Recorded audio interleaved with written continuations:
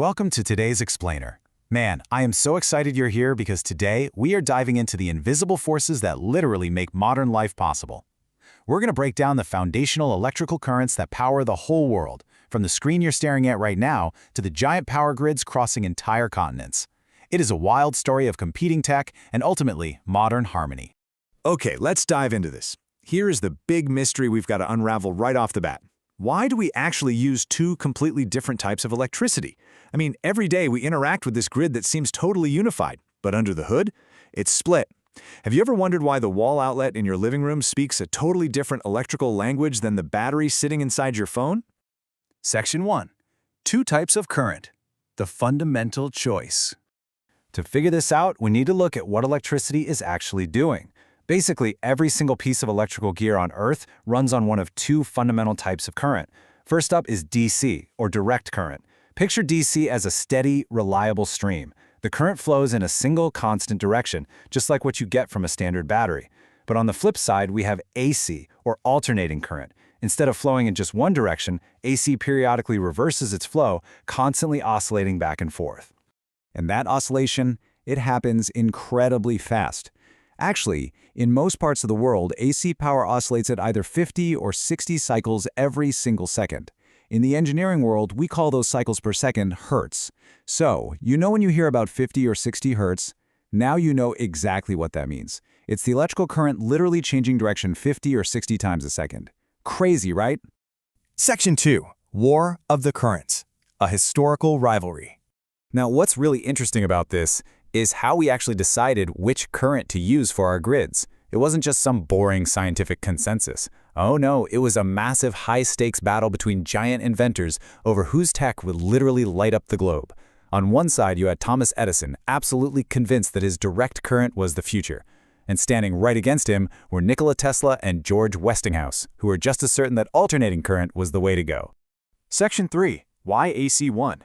The transformer advantage. When you look up at the power lines outside your window today, well, you know that Tesla and Westinghouse won that battle. But why? Well, it comes down to one absolutely critical advantage. AC voltage can be transformed way more easily than DC. By using these devices called transformers, AC can effortlessly be stepped up to these massive voltages for long-distance travel, and then safely stepped right back down before it gets anywhere near your house.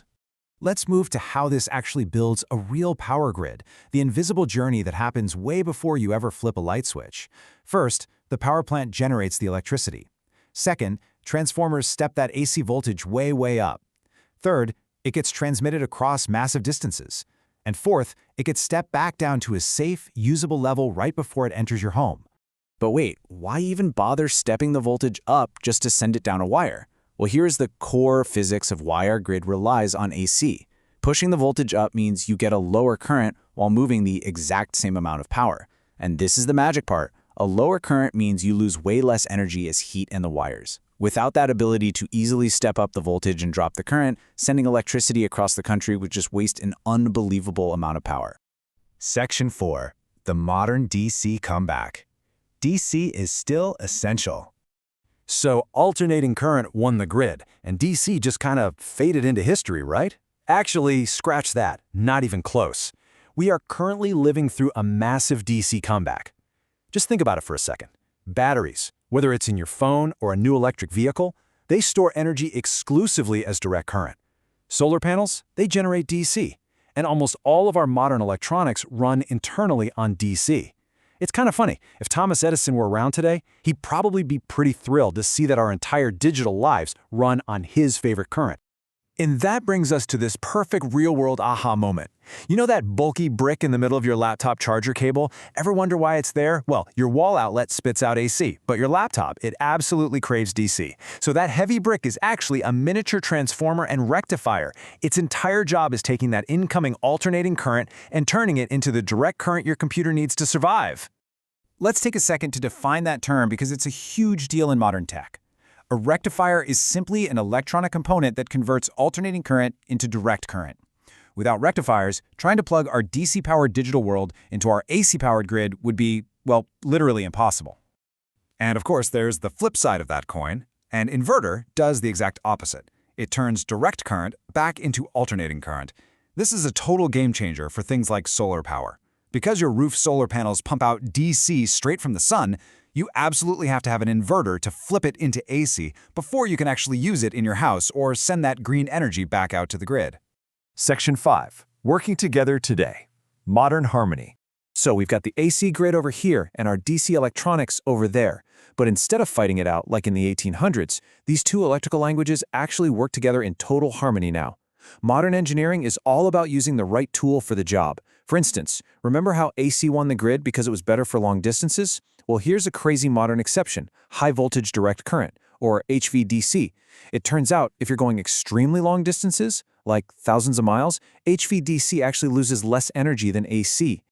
A great example of this is right out in the ocean. Those massive submarine power cables that connect offshore wind farms to the mainland grid. They frequently use HVDC. By shipping all that renewable energy as high-voltage direct current, engineers can make absolutely sure that the maximum amount of power makes it all the way to our distant cities without getting lost as heat deep underwater. We also see this harmony happening right in our garages. Electric vehicles are a perfect example of blending these currents. Under the hood, an EV charges its huge battery pack using direct current. But a lot of the onboard systems and the actual motors that drive the wheels, they run on alternating current. It's just a beautiful piece of blended engineering.